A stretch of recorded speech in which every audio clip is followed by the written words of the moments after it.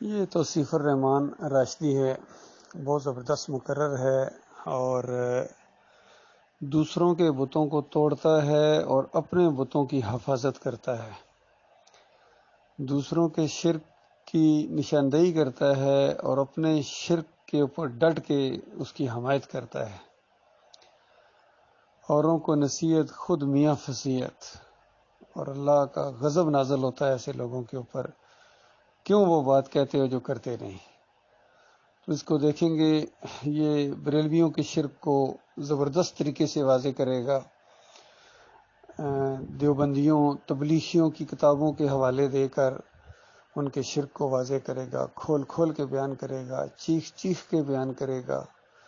لیکن جب اس کے اپنے شرک کی باری آتی ہے کہ اہل حدیثوں کے اندر، سلفیوں کے اندر یہ شرک ہے کہ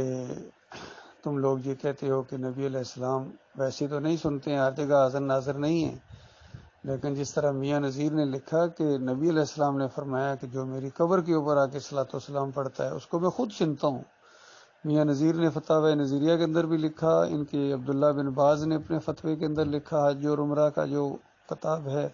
چھوٹی سی، کروڑوں خربوں کی تعداد میں وہ پرنٹ ہوئی ہے اور پوری دنیا میں ہر ایک کو دیتے ہیں، وہاں سے ملتی ہے، ان کی دکانوں سے بھی اور ہر جگہ سے ملتی ہے۔ تو اس کے اندر کہتے ہیں کہ نبی علیہ السلام قبر کے اندر زندہ ہیں، سنتے ہیں، اور دور سے جو ہے وہ پہنچایا جاتا ہے سب اہل حدیثوں کا۔ یہ توصیف الرحمان کے بارے میں اب یہ میں نے سنا ہے کہ وہ کہنا شروع ہو گئے کہ ہاں قبر کے اوپر جو صلاۃ والسلام پڑھنے اور سننے والی روایت ہے وہ صحیح نہیں ہے، اس کو مان گئے ہیں۔ لیکن دوسری طرف جو دور سے پڑھا جاتا ہے اور وہ پہنچاتے ہیں فرشتے، اس پر زور دیتے ہیں، اس پر زور دیتے ہیں کہ یہ تو ہمارا عین ایمان ہے، یعنی جو عین شرک ہے اس کو کہتا ہے عین ایمان ہے۔ اس کے علاوہ یہاں بحرین میں آئے تھے تو ہمارے ساتھی گئے تو ان سے اس بات کے اوپر گفتگو بھی ہوئی، لیکن وہ شرک کے اوپر ڈٹے ہوئے تھے کہ نہیں پہنچایا جاتا ہے، پہنچایا جاتا ہے، فرشتوں کی ڈیوٹی حدیث میں آ گیا، یعنی منکر روایت کے اندر آ گیا، تو ان کو بس سہارا مل گیا، ذرا ان کو عقل نہیں ہے، حالانکہ ہم اللہم صلی علی محمد کہتے ہیں، ہم دعا کرتے ہیں اللہ سے، تو یہ دعا فرشتے لکھنے کے بعد کہاں لے کے جاتے ہیں؟ اللہ کے پاس اوپر جاتے ہیں، جس طرح دوسرے مالا مارے جاتے ہیں۔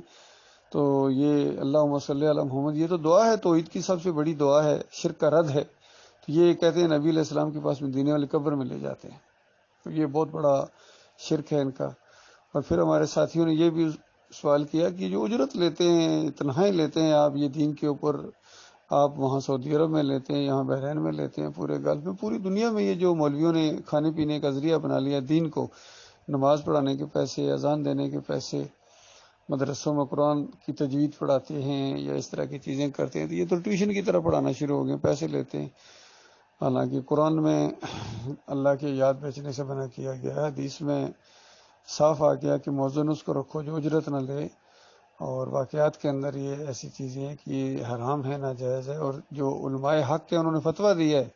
کہ یہ ناجائز ہے، حرام ہے، یہ نماز پڑھانے کے پیسے لینا، اذان دینے کے پیسے لینا، تو آپ کا یہ کیا معاملہ ہے؟ تو آگے سے کہتے ہیں کہ وہ فلاں کتاب پڑھ لینا، ایک کتاب کا حوالہ دے دیا کسی مولوی کی لکھی ہوئی،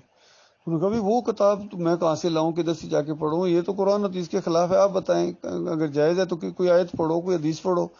تو یقین کیجیے اس کے منہ سے نہ کوئی آیت اس وقت نکل رہی تھی، نہ کوئی حدیث نکل رہی تھی، بس بار بار وہ کہے جا رہا ہے کہ فلاں کتاب پڑھ لو۔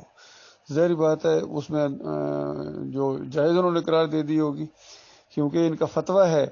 جہاں الہدایہ کے اندر ابو حنیفہ رحمۃ اللہ علیہ کا فتویٰ لاتے ہیں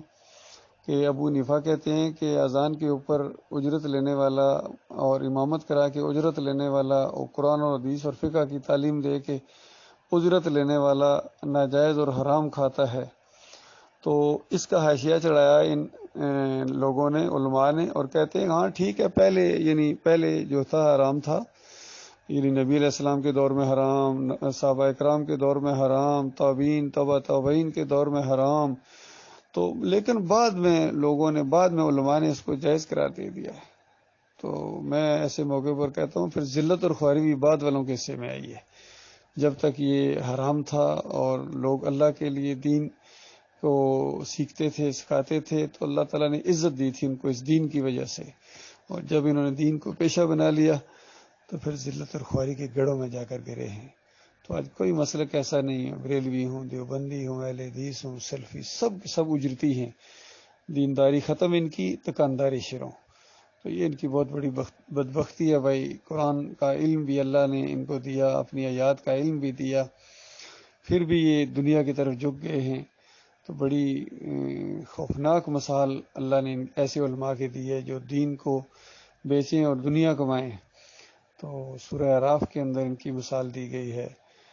اور سورہ جمعہ کے اندر ان کی مثال دی گئی ہے کہ دیکھو ایسے علماء جو ہیں یہ بالکل بہت بڑے مجرم ہیں. اللہ تعالیٰ ان کو ہدایت دے. جو زندہ ہیں، جو مر گئے وہ تو آگ میں چلے گئے، جو زندہ ہیں ان کے لیے موقع ہے، لیکن یہ ماننے کے لیے ان کی اکثریت، عظیم اکثریت ماننے کے لیے تیار نہیں ہے. آگے سے جھگڑا کرتے ہیں اور آگے سے جو ہے وہ مخالفت کرتے ہیں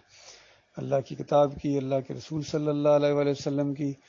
اور صحابہ کے عمل کی. یہ مخالفت کرے گا اور کہیں گے کہ بزرگوں نے یہ کہہ دیا ہے، ہمارے اکابرین نے یہ کہا ہے، ہمارے مولوی تو لیا کرتے تھے. تو ٹھیک ہے، یہ جہنم کی آگ ہے بھائی. اب آپ کی ہمت ہے، جتنی مرضی لیں، زیادہ لیں تب بھی تمہاری اپنی ہے، تھوڑی لو تب بھی تمہاری اپنی ہے. یہ جہنم کی آگ کے اوپر کس طرح صابر لوگ ہیں.